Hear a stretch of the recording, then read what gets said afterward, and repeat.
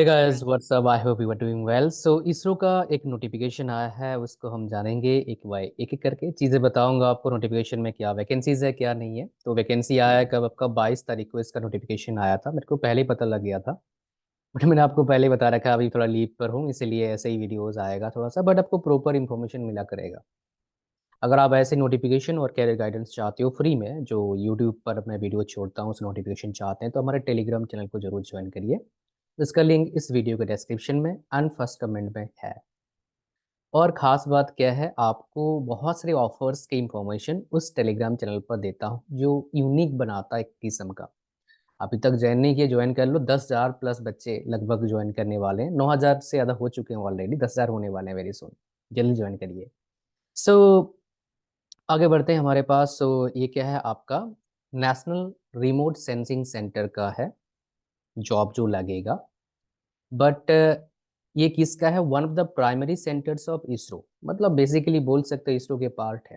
ठीक है। तो इसमें देखते हैं कौन कौन से पोस्ट के लिए। तो साइंटिस्ट के जो पोस्ट है, साइंटिस्ट है, SC है बेसिकली। ठीक है। तो ये साइंटिस्ट का ही पोस्ट मिलेगा आपका। सैलरी काफ़ी अच्छा मिलता है इसमें, और रुतबा काफ़ी अच्छा है। तो इसमें पोस्ट कैडर 06 है। नंबर ऑफ पोस्ट कितने? 2 है। स्पेशलाइजेशन किसमें चाहिए? एग्रीकल्चर में चाहिए।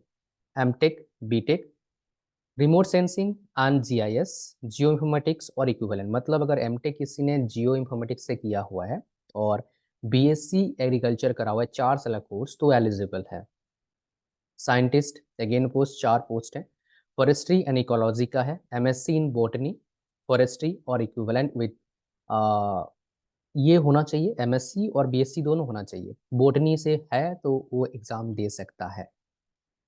जियोइन्फॉर्मेटिक्स का है। MSc इन जियोइन्फॉर्मेटिक्स होना चाहिए, और BSc फिजिक्स और मैथ से चलेगा। 2 पोस्टें हैं।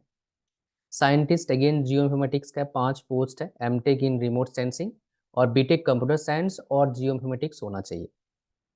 आगे बढ़ते हैं, कौन कौन से और पोस्टें हैं। साइंटिस्ट जियोलॉजी 4 पोस्ट है। MSc BSc जियोलॉजी और अप्लाइड जियोलॉजी में होगा तो एलिजिबल है। जियो फिजिक्स 4 पोस्टें हैं। MSc और MSc टेक इन जियो फिजिक्स और इक्विवेलेंट, और BSc फिजिक्स मैथ्स और जियोलॉजी, तीनों में से अगर किसी एक में है तो आप अप्लाई कर सकते हैं। 4 पोस्टें हैं। MSc in soil science and agriculture chemistry और इक्विवेलेंट विद BSc एग्रीकल्चर होना चाहिए आपका। अर्बन स्टडीज में 3 तो ये बेसिकली सिविल का ही पार्ट है, बट अर्बन प्लानिंग एमटेक होना चाहिए रीजनल। उसके बाद प्लानिंग और इक्विवेलेंट विद बीटेक प्लानिंग और बी आर्किटेक्चर के साथ होना चाहिए। मतलब दोनों डिग्रियां चाहिए आपके पास। वाटर रिसोर्स में सिविल का पार्ट है। 3 वैकेंसीज है। MTech civil engineering specialisation water resource, hydrology soil और वाटर कंजर्वेशन, ये एमटेक का स्पेशलाइजेशन होता है। एग्रीकल्चर में बीटेक है तो चलेगा, या फिर बीटेक सिविल में है तो चलेगा। उसके बाद वाटर रिसोर्स एक वैकेंसी है, सिविल में एमटेक और विद बीटेक। एमटेक बीटेक दोनों चाहिए तभी बात बनेगा आपका। उसके बाद साइंटिस्ट का पोस्ट 3 वैकेंसी है। रिमोट सेंसिंग एमटेक होना चाहिए, बीटेक होना चाहिए सिविल में। और उसके बाद साइंटिस्ट मेडिकल ऑफिसर का पोस्ट है। MBBS प्लस 2 ईयर्स एक्सपीरियंस, तो अप्लाई कर सकते हैं। नर्स का है 2 आपका, 10th plus diploma of 3 years duration general nursing and मीनोफरी midwifery and recognised by state. ये तो नर्सिंग वाला कोर्स करें तो एलिजिबल हो आप।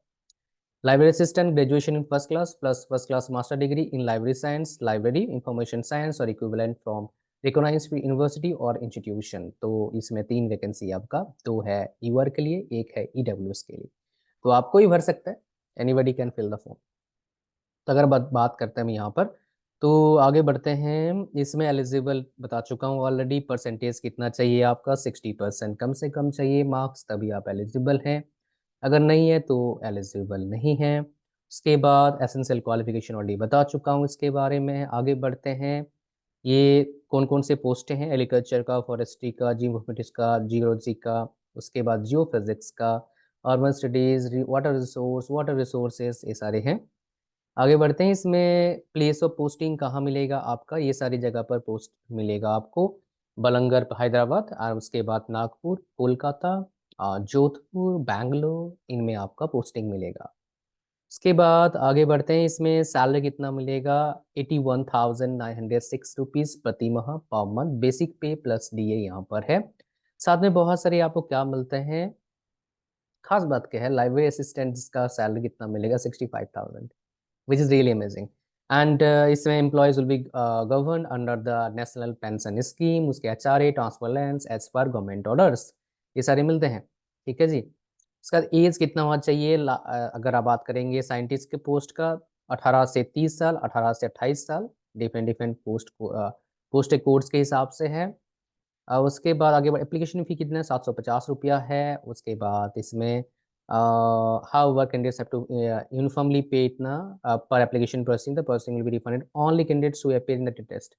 तो बेसिकली 250 रुपया आपको पे करना है, बट 500 रुपया रिफंडेबल हो जाएगा अगर आप एग्जाम देते हैं, तो ये काफ़ी अच्छा है, बहुत बढ़िया। 250 रुपये फीस में अच्छा है, आप पेमेंट कर सकते हैं UPI वगैरह से, आपको पता है।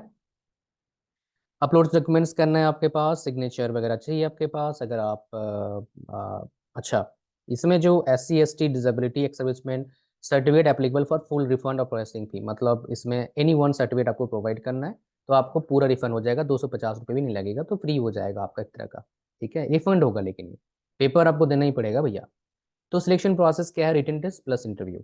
यहाँ पर एक चीज़ आपको बता दूं, पर्सनल एक्सपीरियंस जो है, मेरा तो नहीं बट मेरे स्टूडेंट का हुआ है, जिसने मेरे को बताया है बेसिकली जो बच्चे इसका पेपर देते हैं, मतलब रिटन टेस्ट, इंटरव्यू में अंग्रेजी का इतना प्रॉब्लम नहीं आता है, इस साइंटिस्ट के पोस्ट के लिए इतना अंग्रेजी का प्रॉब्लम नहीं है। If you want to express, you can express in your own language, but इसमें आप अपना पूरा गाँव वाला लैंग्वेज नहीं भूल सकते भाई, हिंदी बोलोगे तो चलेगा। तो बेसिकली यहाँ पर देखें कितना क्वेश्चंस रहेगा, नेगेटिव मार्किंग रहेगा, यस 1/3। तो एक क्वेश्चन का 1 नंबर मिलता है, तो 75 मिनट से क्वेश्चन है, 60 मार्क्स है, 60 क्वेश्चन होगा। MTech बेस्ड रिक्रूटमेंट्स के लिए, MSc के लिए 80 क्वेश्चन हैं, तो 80 मार्क्स रहेगा, 90 मिनट्स का पेपर होगा। मल्टीपल क्वेश्चन दोनों होगा, नंबर क्वेश्चन 60 एंड 80। अवधि पार्ट बी, ये पार्ट 1 का है, पार्ट बी में क्या है, 30 मिनट का टाइम रहेगा, टोटल मार्क्स 20 मिनट। MCQs रहेगा, number of questions decide by NRSC, ये सारे वो डिसाइड करेंगे। उसके बाद ये एप्लीकेबल MSc के लिए ये आपके पास हिसाब किताब है।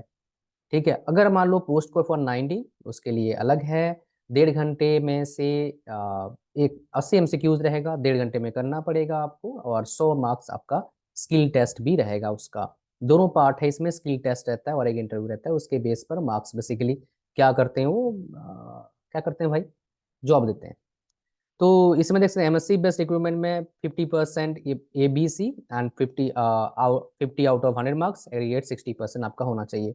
उससे कम है तो आप एलिजिबल नहीं है, उससे ज़्यादा का ही जाएगा, 60% नंबर से ज़्यादा ही जाएगा। ठीक है, रिटन टेस्ट में ये आपके पास है हिसाब किताब आएगा, practical knowledge, candidates lam with answer कलम। ठीक है, अच्छा, तो आपका बेसिकली एग्जामिनेशन सेंटर ये रहने वाला, इतने सारे सेंटर्स हैं, आप देख सकते हैं, जो भी सेंटर आपको पसंद है आसपास है उसको चूज कर लो, पेपर दे के आओ और बढ़िया से प्रिपरेशन करिए, एग्जाम क्रैक करिए, मज़ा आ जाएगा और क्या।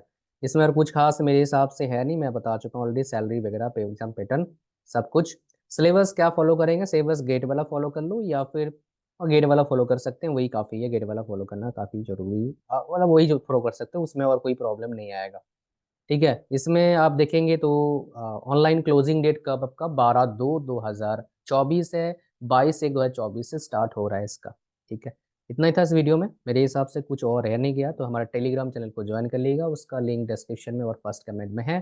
Thank you very much, God bless you all, bye bye, thank you.